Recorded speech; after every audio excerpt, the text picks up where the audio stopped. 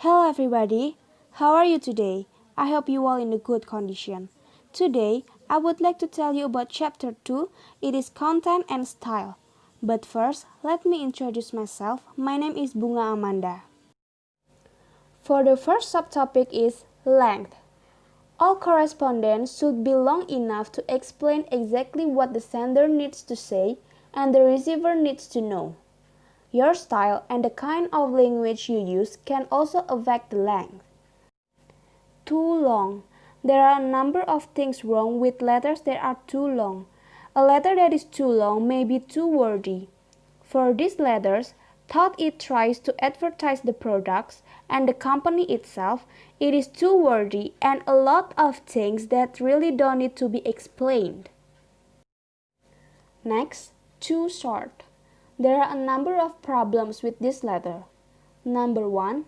It should have begun Dear Mr. Aran and end yours sincerely as the writer knew Mr. Aran's name from his letter to inquiry. Number 2. Neither the date nor the reference number of the inquiry are quoted. Number 3. Ideally, a catalog should be enclosed with a reply to an inquiry about a company's products or indication of a website if the company has one. Number 4. When a catalog is sent, attention should be drawn to items which might be of a particular interest to the inquirer. Number 5. A price list should be included if prices are not given in the catalog. Next, the right length. Here is the more suitable letter. It is neither too short nor too long. It provides all the relevant information and draws attention to some products which may be of interest to him. Now we move to the second subtopic. It is order and sequence. As well as containing the right amount of information, your letter should also make all the necessary points in a logical sequence, with each idea or piece of information linking up with the previous one in a pattern that can be followed. Unclear sequence. The letter is difficult to understand because there is no clear sequence or logical order. Clear sequence.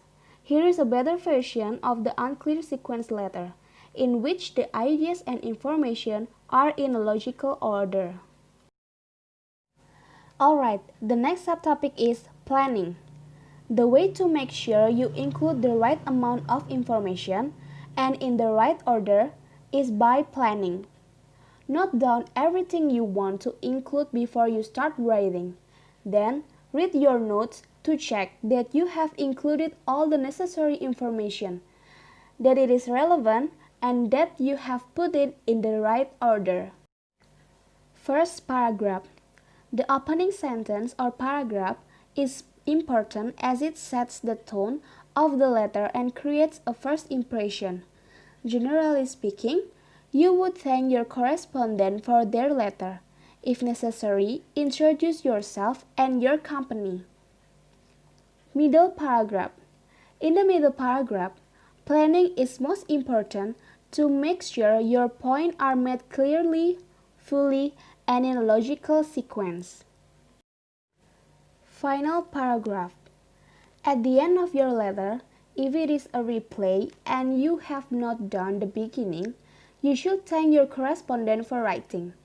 You may want to restate briefly one or two of the most important points you made in the main part of your letter. Well, we move to the next subtopic. It is style and language. Simplicity. Commercial correspondence often suffers from an old-fashioned pompous style of English which complicates the message and gives readers the feeling that they are reading something written in an unfamiliar language. Courtesy. Your style should not, however, be so simple that it becomes rude. Idioms and colloquial language. It is important to try get the right tone your letter. This means that, generally asking, you should aim for a neutral tone, avoiding pompous language on the one hand and language which is too informal or colloquial on the other. Well, next subtopic is clarity. Your correspondent must be able to understand what you have written. Abbreviations and initials. Abbreviations can be useful because they are quick to write and easy to read. But both correspondents need to know what the abbreviations stand for. If you are not absolutely certain that an abbreviation or set of initials will be easily recognized, it is the best not to use it. Numbers. Numerical expressions can also cause confusion.